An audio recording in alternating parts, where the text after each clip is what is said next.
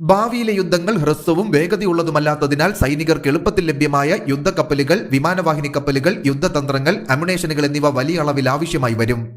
അതിനാൽ സ്വാശ്രയത്വം ഈ കാലഘട്ടത്തിന്റെ ആവശ്യമാണ് എന്ന് ഇന്ത്യൻ സായുധ സേനയെ അലട്ടുന്ന വിട്ടുമാറാത്ത ആയുധങ്ങളുടെയും അമ്യുണേഷനുകളുടെയും ദൗർബല്യത്തിൽ നിന്നും ഒരു വഴി നൽകിക്കൊണ്ട് മുൻ ഇന്ത്യൻ നേവി വക്താവ് ക്യാപ്റ്റൻ DK ശർമ്മ പറഞ്ഞു. 200 കപ്പൽ ഫ്ലീറ്റുകൾ വേണമെന്നത് ഇന്ത്യൻ നാവികസേനയുടെ ദീർഘകാലത്തെ ആഗ്രഹമായിരുന്നു. ഇന്ത്യൻ മഹാസമുദ്ര മേഖലയിലെ ഒരു നെറ്റ് സെക്യൂരിറ്റി പ്രൊവൈഡറായി നാവികസേന സ്വയം വിഭാവനം ചെയ്തതിനാൽ 15 വർഷത്തെ നവീകരണ പദ്ധതിയിൽ ഇത് വ്യക്തമാക്കിയിരുന്നു. അതിനാൽ സൈനിക ബജറ്റിന്റെ നല്ലൊരു വിഹിതം നാവികസേനയ്ക്ക് ലഭിക്കുന്നതോടെ ഈ പദ്ധതി പതിയെ മുന്നേറുകയാണ്.